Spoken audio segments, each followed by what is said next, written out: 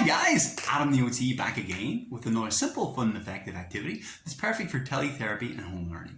Don't forget, if you like these videos and want to stay updated, click subscribe in the box. And if there's any videos you'd like to see, let me know in the comments below and I would love to do a video for you. Okay, today's activity is called the jump rope shoelace. I've got tons of requests for asking for, is there a simple way to teach a child to tie their shoelaces? Tying shoelaces is a tricky one. It's kind of the Mount Everest for a lot of kids with motor coordination difficulties because it seems very complex and it often falls apart halfway through. Okay, the way to teach any complex motor activity like this, could be anything, is you take the big multi-step directions and break them down to single achievable mini steps. As the child achieves each of those steps, they get a little boost in motivation as they feel their success. If you can make these steps more obvious, try and not speak so much. The first mistake I see most people do is they overteach. They give too much direction and the child gets confused. So make them very simple, very clear, don't talk too much, and then you'll be successful before you know it, okay? Let's have a look. Now before I show you, I have to warn you, you're going to have to be subjected to my pale and hairy Irish legs. Oh, sorry. Ready? Okay guys, let's have a look. So we're going to use just a regular jump rope, a skipping rope. Take the midpoint and we're going to tie our legs together. The midpoint goes on top of the child's knees and we'll tell them tie your legs together so they don't run away. Rope behind the knees, up and across and through. Okay, I'll very rarely say rights and lefts and things like that. I'll do it slowly and let the child follow on. If they get lost, I'll take it back one step. Pro tip, pull your heels in towards your butt and then you're tucking it behind the knees. So now the back of your knee is actually holding the rope in place so it doesn't fall apart. Now look, I can let go of it and that knot stays there. It feels like they've done something. Your leg feels like it's tied together. They can try and pull their legs apart, but they're tied together. Yay, we got the first part. All right, now, your big toggles here provide a very clear visual. I'll take one at a time because look, the weight of the toggle, I can let that drop down. The benefits of using something large like a jump rope or a skipping rope, not only it makes the visual much more clear, but it feels much more stable and sturdy, less flimsy, which is very important for my guys who struggle with like motor modulation and dexterity and coordination. Okay, this feels much more achievable. All right, they can get the idea much clearer. I'm going to take one side, so I'm going to take my left hand side and make my little bow.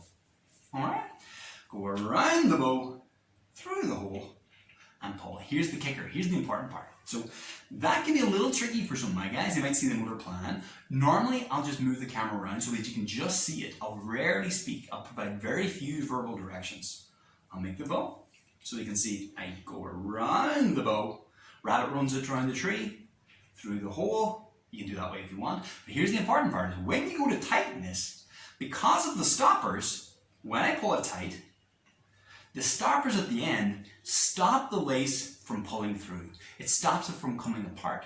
And that makes it seem much more stable. So most kids, they'll get it within the first or second session. They'll get it pretty quickly. As soon as they get that rabbit runs it around the tree, through the hole, pull tight, yay, and they've got it. Then most of my boys and girls will look at their legs and go, wow, I did it! And they have this they're impressed with themselves, it's like a little magic trick. Okay, I'll usually transition to a silly game then. I'll make them hop into the kitchen, get me a spoon or a cup for the next activity, or walk like a penguin because their knees are tucked together. They're walking like a little penguin around the room to do a little obstacle course or treasure hunt or something like that. Okay, make it silly. Then as soon as they're finished, grab one toggle, pull it, and the whole thing comes apart. Hey, all right? So that's a super way to teach tying shoelaces in a way that makes a big activity much smaller and much more easily achievable. Using the skipping rope makes a much more stable, sturdy medium to practice the tying. And also by tucking them behind the knees, stops the first part falling apart. And the toggles at the end make the lace much easier to tie. Once the child has done that, 3, 4, 5, 10 times, then you want to take their shoe and put their shoe in their lap as well and do the exact same thing. So it's the same movement.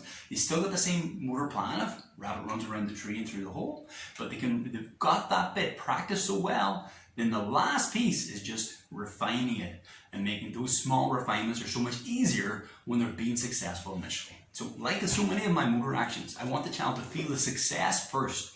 get the motivation and the fun, and then we can increase the challenge and then we can refine that. Because a lot of the times, my kids, they struggle because they get so frustrated and because they tell themselves, I can't do this. And their motivation goes right down, okay?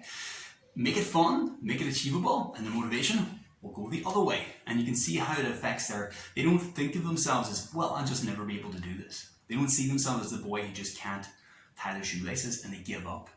If you do this, now, the last part is, I don't care if the child wears Velcro shoes at school or at sports every day for the rest of their life, okay? But if they do feel defeated by this, it does affect their self-confidence. If they can get tying shoelaces, then they can pick out a pair of shoes that have laces on them. They have much more choice. It feels more grown up.